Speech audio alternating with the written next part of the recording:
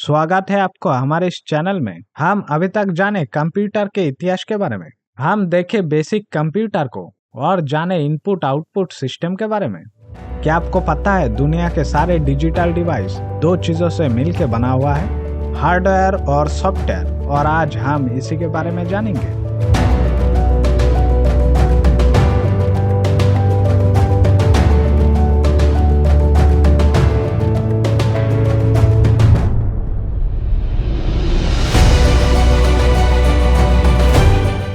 Hardware और software ये दोनों मैच होने के बाद ही एक डिजिटल डिवाइस पूर्ण रूप से काम कर सकता है, जिसके लिए उसको बनाया गया है।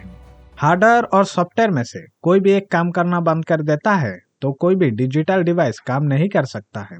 यानी सॉफ्टवेयर हार्डवेयर के बिना काम नहीं कर सकता है और हार्डवेयर के बिना सॉफ्टवेयर का कोई काम ही नहीं है। हार्डवेयर किसको कहा जाता है? हार्डवेयर उन भौतिक वस्तुओं को कहा जाता है जो कंप्यूटर या दूसरे किसी इलेक्ट्रॉनिक सिस्टम का हिस्सा होते हैं। यानी हार्डवेयर वो चीज है जिसको हम लोग छू के कोई भी काम कर सकते हैं, जैसे कीबोर्ड, माउस, मॉनिटर। इन सारे डिवाइस को हार्डवेयर कहा जाता है। सॉफ्टवेयर किसे कहा जाता है? सॉफ्टवेयर उन इलेक्ट्रॉनिक डाटा यानी निर्देशों को कहा जाता है जिसका मदद से एक हार्डवेयर अपना कार्य करता है। सॉफ्टवेयर भौतिक नहीं है, इसको हम लोग देख सकते हैं लेकिन छू नहीं सकते हैं। सॉफ्टवेयर तीन तरह का होता है। फर्मवेयर यानी बायोस, सिस्टम सॉफ्टवेयर यानी ऑपरेटिंग सिस्टम, एप्लीकेशन सॉफ्टवेयर यानी एप्स।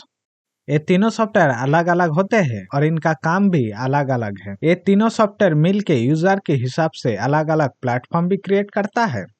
फर्मवेयर यानी बायोस एक हार्डवेयर लैंग्वेज है जिस लैंग्वेज को हार्डवेयर समझ सकता है और समझ के अपना कार्य करता है। जब आप कंप्यूटर का पावर बटन प्रेस करते हैं तब सबसे पहले बायोस ही ऑपरेट होता है। बायोस का कार्य है आपके कंप्यूटर के साथ जितने भी हार्डवेयर कनेक्टेड है सारे हार्डवेयर को चेक करना, एक साथ कनेक्ट करना और ऑपरेटिंग सिस्टम के लिए रेडी करना होता है। हम आगे चल के बायोस के बारे में और गहराई से जानेंगे और समझेंगे, लेकिन उससे पहले और भी बहुत कुछ जानना है। सिस्टम सॉफ्टवेयर और एप्लीकेशन सॉफ्टवेयर किसको कहा जाता है? बायोस के बाद अगर कोई सॉफ्टवेयर रन होता है या हो सकता है उसको सिस्टम सॉफ्टवेयर कहा जाता है। सिस्टम सॉफ्टवेयर को बहुत सारा नामों से जाना जाता है, जैसे operating system, windows, user platform. System software यानी विंडोज बहुत तरह का भी होता है, जैसे Microsoft Windows, Mac window, Linux window, Ubuntu और एंड्रॉइड।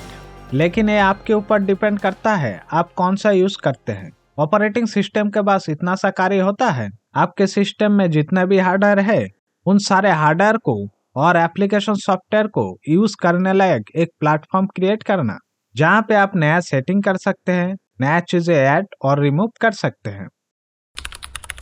एप्लीकेशन सॉफ्टवेयर यानी ऐप। ऑपरेटिंग सिस्टम यानी विंडोज एक प्लेटफॉर्म है और इन प्लेटफॉर्म के ऊपर जो भी सॉफ्टवेयर आप यूज करते हैं उसको एप्लीकेशन सॉफ्टवेयर कहा जाता है, जैसे paint, Microsoft Office pack, Photoshop, media player. ये सारे एप्लीकेशन सॉफ्टवेयर है। और अभी जिस सॉफ्टवेयर की मदद से मेरा ये वीडियो आप देख रहे हैं, फेसबुक, यूट्यूब, गूगल क्रोम, ये भी एक एप्लीकेशन सॉफ्टवेयर है। और ये सारे एप्लीकेशन सॉफ्टवेयर जिसके ऊपर रन कर रहा है यानी चल रहा है वो एक ऑपरेटिंग सिस्टम है, जैसे एंड्रॉइड और विंडोज। तो सवाल ये है, पहले अंडा आया है या मुर्गी? हम तो नहीं जान सकते पहले अंडा आया है या मुर्गी, लेकिन हम लोग जान सकते हैं पहला सॉफ्टवेयर आया है या हार्डवेयर। और पहले सॉफ्टवेयर का खोज किसने किया? चार्ल्स बेबेज जब पहला बार डिफरेंट इंजन का आविष्कार किया तब सबसे बड़ा समस्या उनके सामने था। उनका मैशिंग ठीक से समझ ही नहीं पा रहा था संख्याओं को कैसे गणना करें, यानी उनके मैशिंग में एक प्रोग्राम की कमी था। इसीलिए डिफरेंट इंजन को आगे नहीं बढ़ाया गया।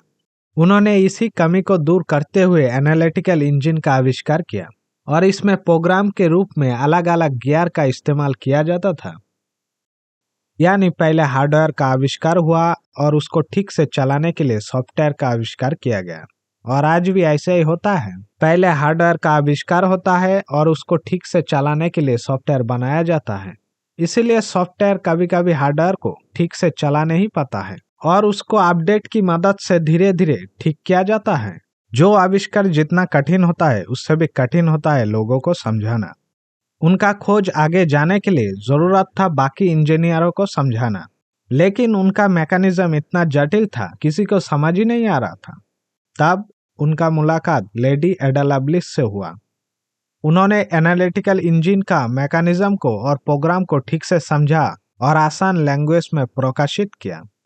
इसीलिए एडा लवलिस को प्रोग्राम की माँ या पहला प्रोग्रामर माना जाता है। आप अगर इस चैनल में नए हैं तो सब्सक्राइब और लाइक कीजिए और जानते रहिए हमारे साथ इलेक्ट्रॉनिक के बारे में।